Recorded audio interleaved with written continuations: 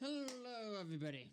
I'm DN Molo, and today I will be, reacting to. I made a Super Mario Bros., but it's 3D. Now, I've already seen the video about The Legend of Zelda, and I liked it. And, yeah, I guess I don't have too much to say about this. Yeah, let's just jump into it. Yeah, let's not waste too much time here. And turn it into a new 3D version. In one of my last videos, I decided to take the original Sonic game and turn it into a new 3D version. That video performed really well, and it was actually my first video to pass 1 million views, which is crazy to even think about. That's incredible. None of my videos have reached 1 mil yet, but a few of them have gone over 1,000. Unfortunately, it's not the average, but one day it could be the average. Right now, the average is. Honestly, I guess it kind of depends on the video. Sometimes just like 5 people see it. Sometimes, average I guess is better since back in the day, usually it was just one view, or maybe 2. I've kind of been getting some more views on average, I think. And it's beginning to average into the hundreds, the low hundreds, but still hundreds. Though, sometimes it's typically, just a little under 50, like 40 something, 40 this, 40 that. Oh, anyway, I guess this is just a sign that you should remember to leave a like and subscribe, so you get notified for more videos of mine. Decided to do the same thing again, but this time with an even bigger and arguably better video game franchise, the original Super Mario Bros. And since the last video broke my record for 1 million views, let's try to make this the video that breaks my record for 100,000 subscribers. So, subscribe. Let's see, has he gotten 100,000 subscribers yet?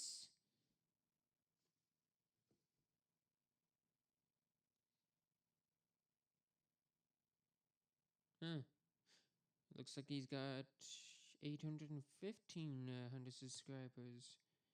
So, yeah, honestly, pretty impressive. Good job. Good job.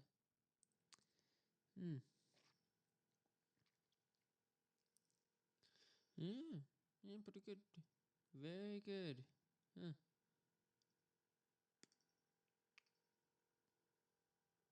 But it looks like he has not uploaded anything in a year.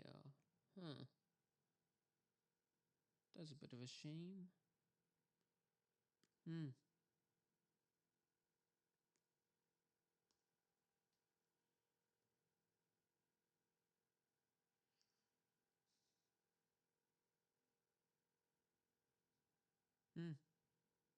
Well, I hope he's doing well. Make this the video that breaks my record for 100,000 subscribers.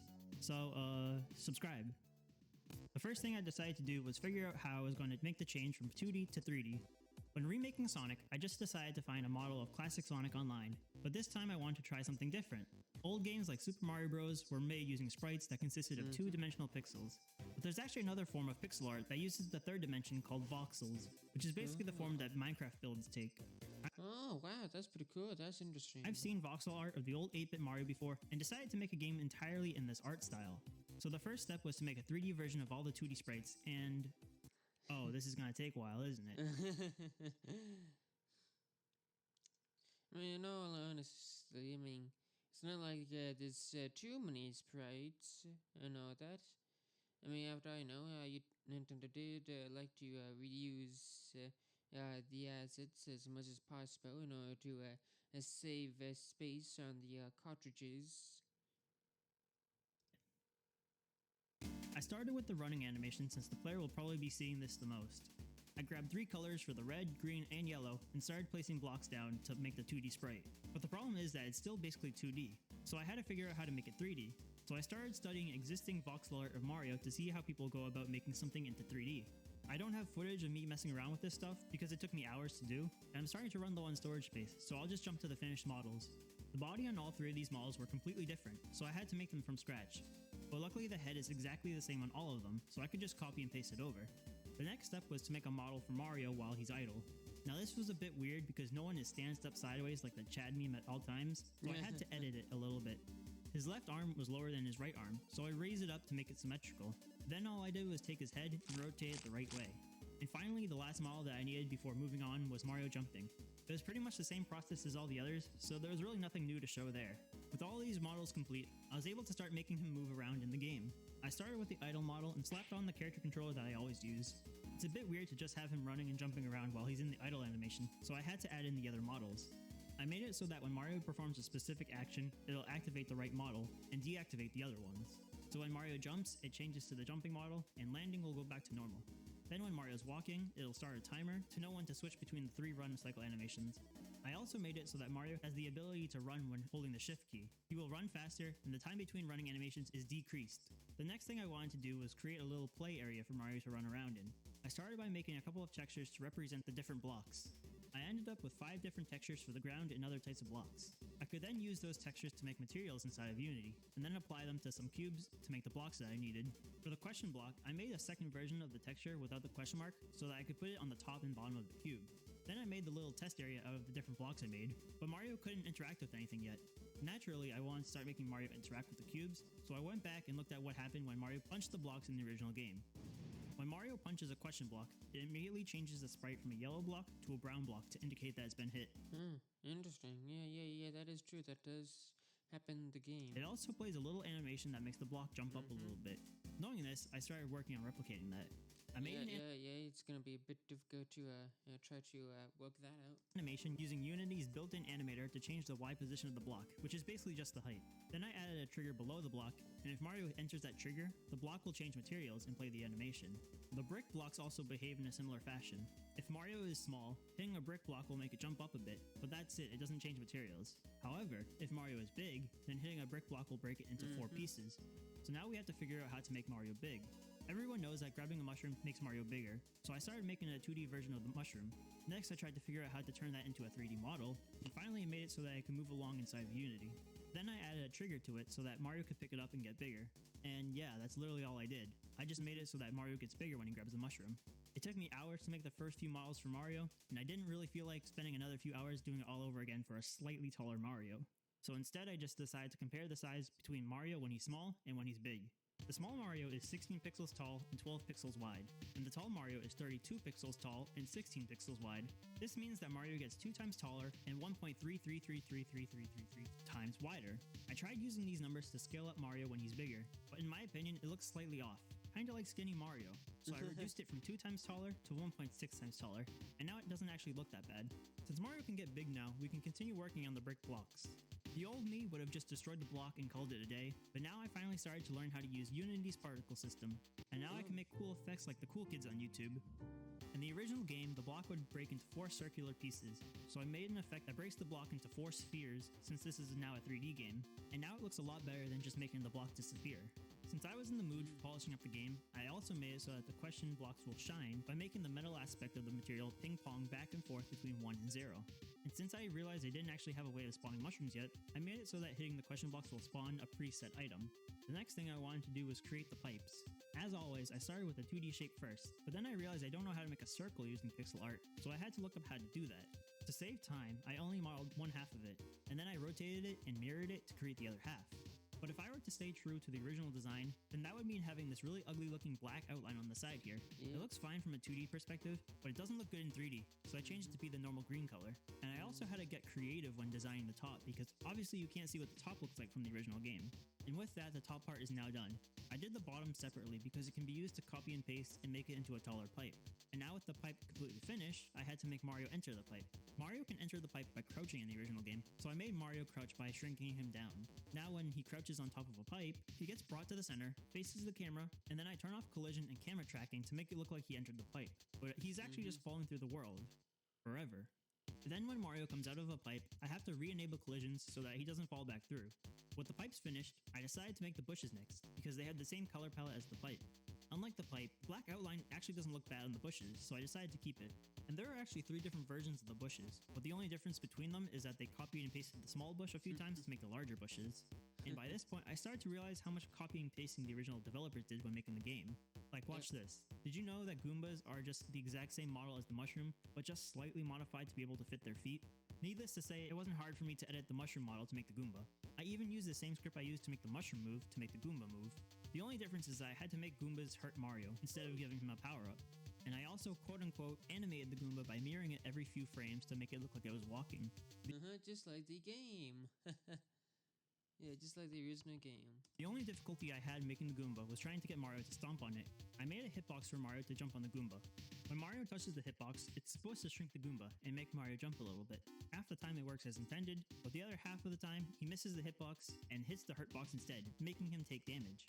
I'm still not entirely sure how hitboxes are supposed to work. But next I think I should make the hitboxes a bit bigger or something. up was making the other iconic Mario enemy, the Koopa. I realized that the Koopa was going to be a lot more complicated to make than the Goomba. This is because the Koopa actually has 2 distinct animation frames. While the shell stays constant, the head and the feet change. I tried my best converting it to a 3D model, and it looks really good, but just don't look at it straight on. When stomping on the Goomba, it turns into a shell, which will start spinning away when it's stepped on. Other than that, I reused the mushroom script once again to make the Koopa move. With the enemies finished, I think it's time to add the rest of the power-ups. The next power-up I worked on was the Fire Flower. When making the Fire Flower model, I thought about making it look like this first, but then I realized that the Fire Flower in later games doesn't actually look like that, so I changed it. The interesting thing about the Fire Flower is that it constantly changes color. I did this by simply changing the colors in Magical Voxel, and then importing the new versions into Unity to get the new materials.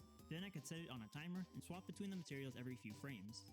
Then grabbing the Fire Flower will also give Mario the power-up, which will change his color as well. Then I modeled the Fireball and made it rotate when it's active. Then I picked a spawn point in front of Mario to shoot fireballs from, and now clicking will shoot fireballs out. These fireballs will bounce using a physics material, and will also destroy any enemies that it touches. The last power-up to add now is the Star. Like the Fire Flower, the Star will alternate colors, and like the fireballs, it'll bounce on the ground. When Mario has the Star power-up, he'll gain invincibility, and he will also change between 4 different colors, one of which is what he currently looks like. And then I had to make it so that he'll constantly destroy any enemy he comes into contact with. At this point, I was getting ready to start replicating World 1-1, but there were still a few more things that I needed to add. In World 1-1, there's a secret underground section where you can collect some coins. I modified the textures I made for the ground block and the brick block to create the bluish underground version of the blocks. And then I modeled the coins and started placing them around. In the original game, the coins don't actually spin, they just shine. But all the 3D games, and even Super Nintendo World, show that the coins spin, so I decided to just make them spin. Next I needed to show that Mario could collect the coins, so I started working on the UI. I replicated the look of the UI from the original game, using a font I got from Google Fonts. But for now, the only thing I'm going to change is the coin count. I'll save the score and timer until later in the video. The reason being is that we still need to make the iconic end of the level, the flagpole and the castle. Mario gains points at the end of the level based on how high on the flagpole he reached, and how much time Wow, that's pretty good. That's pretty nice.